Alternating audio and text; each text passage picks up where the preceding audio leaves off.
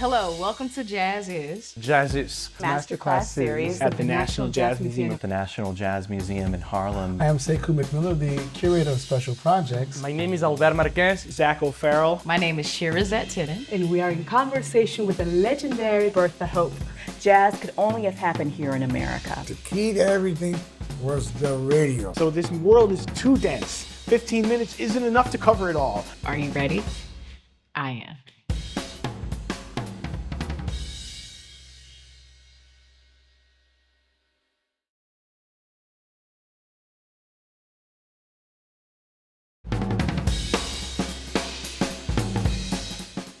I'm going to tell you the information that I have learned throughout this process of learning about her. So, like I said, she was born and raised in Baltimore. Hello, welcome to Jazz Is, MasterClass series at National Jazz Museum in Harlem. My name is Shirazette Tinnin, and I'm excited to be here today to have a conversation with you about so many vast women in jazz that exist since the time of music. Okay, so we're not just talking about jazz music, we're talking about all sorts of music women have been involved in since sound existed.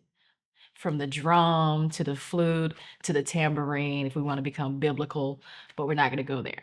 But in particular, I would like to talk to you today about a woman that I had no idea about by the name of Ethel Ennis, who's from Baltimore, Maryland. Yeah, the name did not ring a bell to me until I had a discussion with a friend of mine who's also a predominant jazz musician currently. And I said, I know about the main jazz women that have come up before me. Is there anybody that you think I should know about that most people have never heard of? And she said, yes, Ethel Ennis.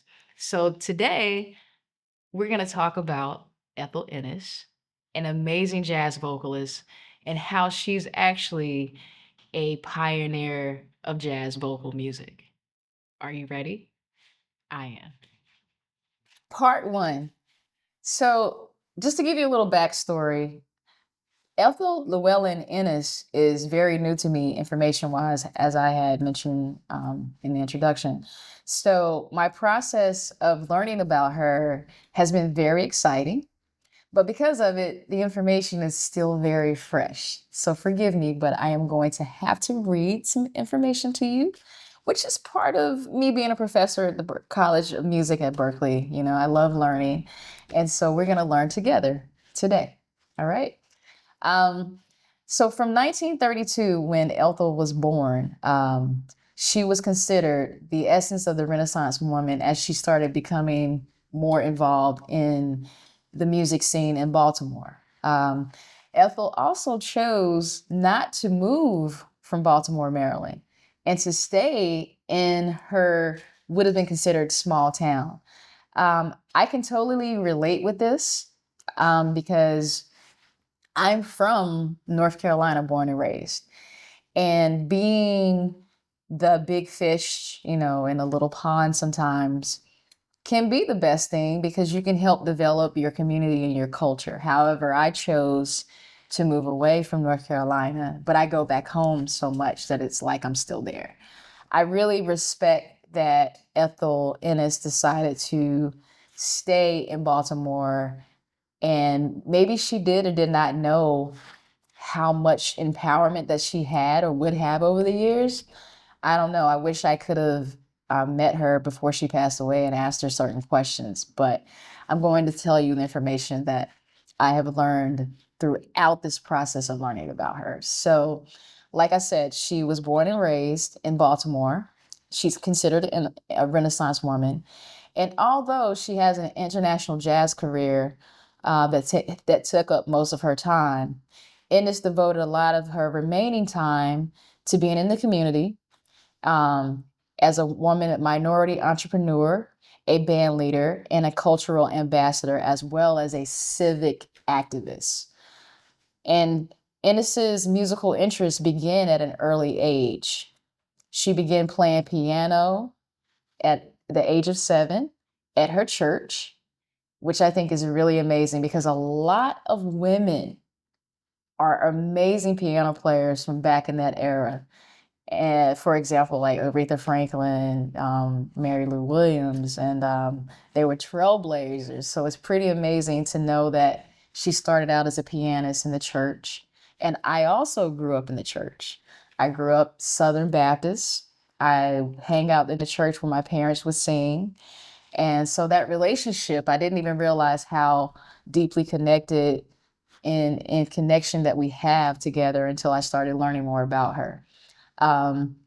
So by the time Ennis was 15, her love of music had grown to encompass rhythm and blues as a component to her gospel and classical roots, which I think is so awesome, because sometimes currently you have musicians that want to stay in one genre. They don't want to broaden their, box. I firmly believe that multiple genres are influenced by jazz, and to see that she not only was a gospel pianist but sang and also had influences with jazz, vocal, and R&B, it's pretty amazing to see her venture out and do all those things. And what I mean by that is she got asked to go on the road. So in the late 1940s, Ennis joined a jazz group led by Abraham Riley in an effort to cultivate her piano and vocal skills in this genre. So during the 40s, Ennis displayed her raw talent by winning a number of small localized contests throughout Baltimore, Maryland. And however, her career did not take off until she graduated from high school in 1950. So she did a lot of these amazing things before she had even graduated from high school. So all that time, Ennis began touring with a number of jazz and R&B artists that performed throughout the United States and London, gaining international recognition and finally surfacing in 1958 when guess who selected her, handpicked her to go on the road with them is Benny Goodman. Benny Goodman selected Ennis as the female vocalist for an all-star band. Okay, let's just take a moment to really take that in. Benny Goodman. Benny Goodman selected Ennis as the female vocalist for an all-star band that toured Western Europe and took the spotlight in the Brussels World's Fair.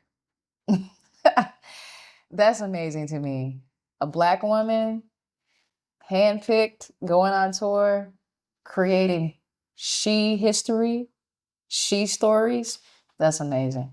Ennis has performed with a number of accomplished jazz and R&B artists such as Louis Armstrong, Count Basie, Duke Ellington, Wynton Marsalis, and Ray Brown. Nevertheless, it is her solo career that we'll talk about a little later that may hold, in a lot of people's opinions, the most significance in her career. Now, despite her international acclaim and worldwide tours, Ennis has been able to avoid the trials and tribulations of fame by remaining in her hometown of Baltimore. Some people criticize that and cite it as a fault, but remember, I spoke about it earlier, and sometimes, the best thing for the community and for growth is to build where you come from.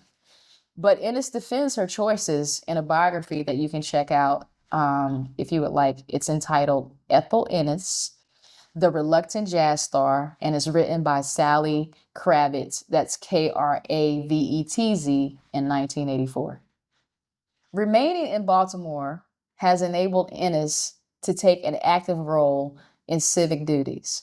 She was nominated to the Hall of Fame of Frederick Douglass High School and received an honorary doctorate of fine arts degree from the Maryland Institute of College of Arts. And then in her years remaining, Ennis became involved in the award-winning children's program produced by the Maryland Department of Instructional Television called Book, Look, and Listen. So, just so you know, there are some video that are connected to Ennis's earlier life that I would like to share with you going on throughout this presentation. And you have the option of viewing the full videos if you want to get more of what I'm sharing with you while we have a conversation about Ethel Ennis. Now that we've learned a little bit about Ennis's early years, I would love for you to please join me in the next section.